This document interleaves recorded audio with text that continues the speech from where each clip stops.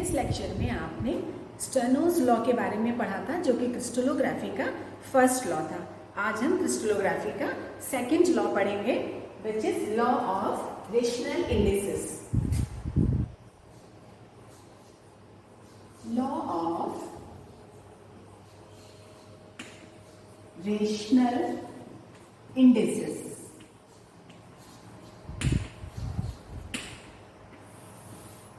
इसको हम हॉयस लॉ भी कहते हैं।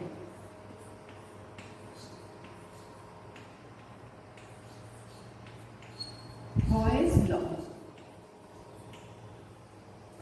According to this law, the intercept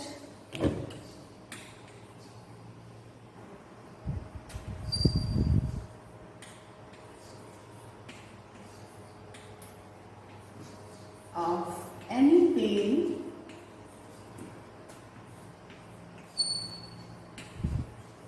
of crystal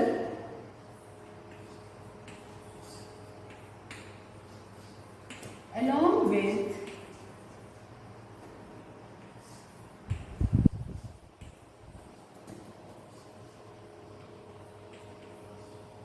the crystallographic axis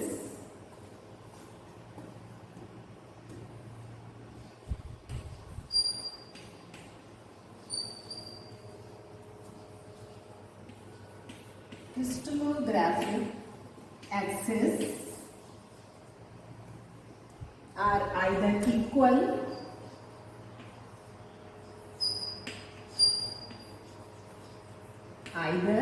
equal to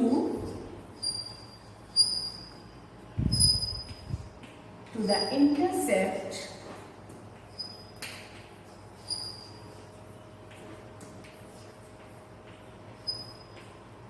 made by unit plane. Made by unit plane or some small multiple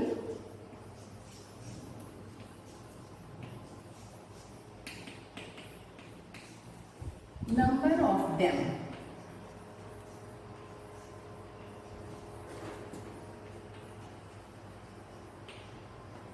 means कोई plane crystallographic axis पे जो intercept बनाता है वो unit plane के intercept के या तो इक्वल होंगे या उसके स्मॉल मल्टीपल के फॉर्म में होंगे। सपोज जैसे ये देखिए, कोई भी क्रिस्टलोग्राफिक ये तीन एक्सिस एक्स, वाई और जेड, ये तीन क्रिस्टलोग्राफिक एक्सिस है। इसका ओरिजिन पॉइंट O है। इसके ऊपर कोई unit plane A, B, C है। इसके intercept A, B and C है। कोई दूसरा प्लेन सपोज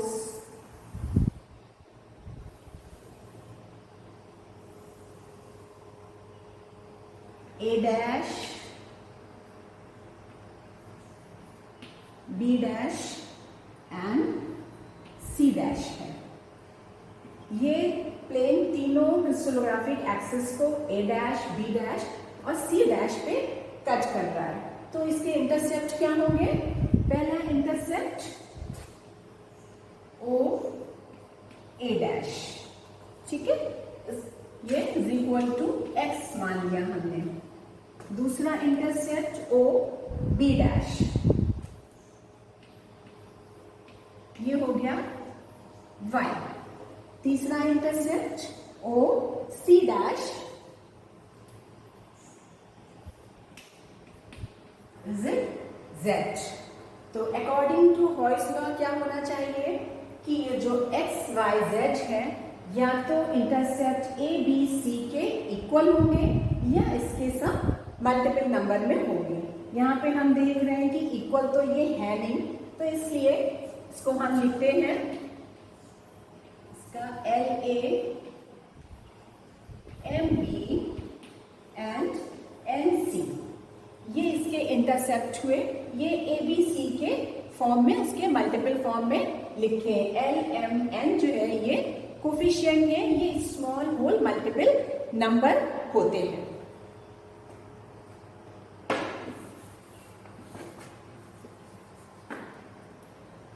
अब इसमें ये इस तरह से कुछ केस ऐसे भी हो सकते हैं जो कि जिसमें कि ये क्रिस्टलोग्राफिक एक्सिस को, तीनों एक्सिस को प्लेन कट ना करे। सपोज कोई केस ऐसा है जिसमें कि जो प्लेन है वो किसी एक एक्स एक्सिस को कट कर रहा है, लेकिन वाई एक्सिस और जेड एक्सिस को कट नहीं करता है, तो उसके इंटरसेप्ट हो जाएंगे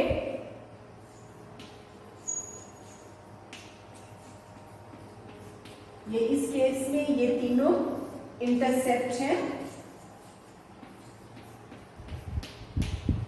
उस प्लेन के लिए जो तीनों एक्सिस को कट कर रहा है। और अगर ऐसा प्लेन हमने लिया जो सिर्फ एक्स एक्सिस को कट कर रहा है, तो उसका इंटरसेप्ट ए एक्स एक्सिस पे कट कर रहा है, लेकिन वाई एक्सिस और जेड एक्सिस पे प्लेन कट नहीं करता है, वो उस एक्सिस के मींस पैरेलल है।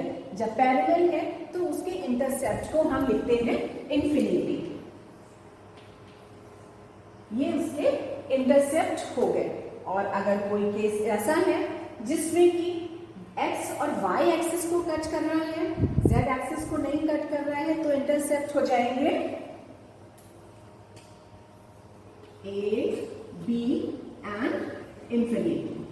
ठीक है, तो ये कुछ केस हो सकते हैं। इसी तरह से एक केस और हो सकता है कि सपोज इंटरसेप्ट की वैल्यू नेगेटिव हो।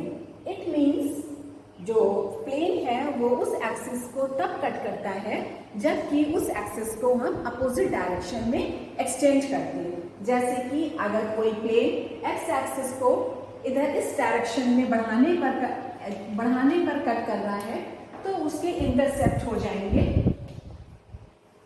-a। और अगर बाकी दोनों पे कट कर रहा है जैसे, तो ए बी सी हो सकता है। और इसी तरह से अगर वो इंटरसेप्ट वाई एक्सिस और जेड एक्सिस पे नहीं कट करता है, तो उसका इंटरसेप्ट हो जाएगा -a इन्फिनिटी इन्फिनिटी। ठीक है, ये तो हुआ।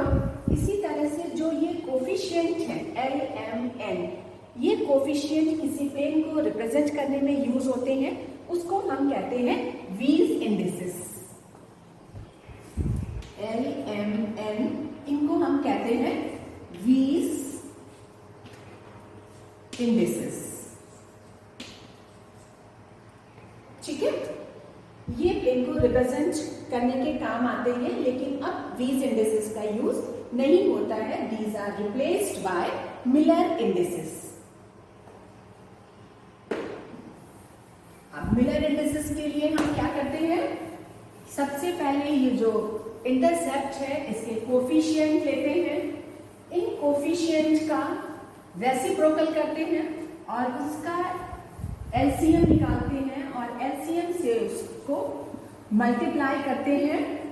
मल्टीप्लाई करके जो नंबर्स आते हैं वो उसका मिलर इंडिसेस होता है।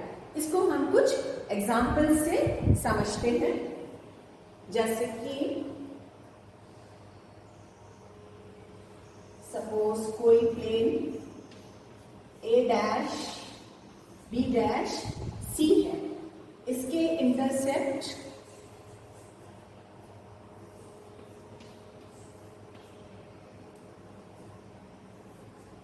To A 2b and 3c है। तो इसका वीज इंडिसेस क्या हो गया,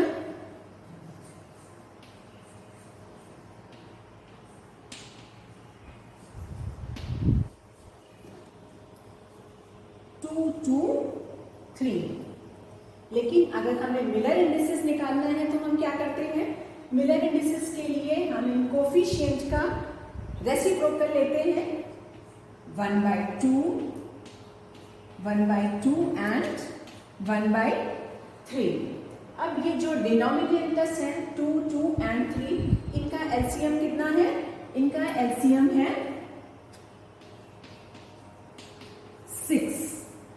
अब इस 6 एलसीएम से इसको मल्टीप्लाई कर देते हैं, तो 6/2 एंड 6/3, तो आ गया 3, 3 एंड 2। तो इसका मिलर इंडिसेस हो गया, ये हो गया इसका मिलर इंडिसेस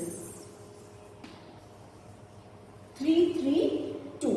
इसी तरह से हम एक दूसरा एग्जाम्पल लेते हैं जिसमें कि इंटरसेप्ट है 2a and infinite, infinite. It means ये x एक्सिस को तो कट कर रहा है प्लेन, लेकिन y एक्सिस और z एक्सिस को ये प्लेन कट नहीं करता है। तो इसके लिए इसका मिलर इंडिसेस निकालने के लिए हम इनका रेसिप्रोकल करते हैं। तो क्या हो गया, इसका एलसीएम 2 मल्टीप्लाइड बाय 2, तो ये हो जाएगा 1, 0 एंड 0। या इसको ठीक है 1, 0, 0 हो गया, तो इसका मिलर इंडिसेस हो गया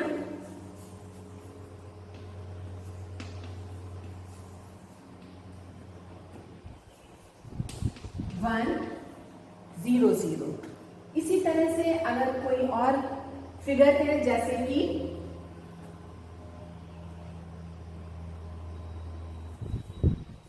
3a, 2b and infinite. It means ये x एक्सिस और y एक्सिस को कट कर रहा है, लेकिन z एक्सिस को कट नहीं कर रहा है। तो इसका मिलर इंडिसेस कैसे निकालेंगे, इसका रेसिप्रोकल लिया 1/3, 1/2 एंड इनफाइनाइट। अब इसका एलसीएम हो गया 6, 6/3, 2, 3, 0। इसका मिलर इंडिसेस हो गया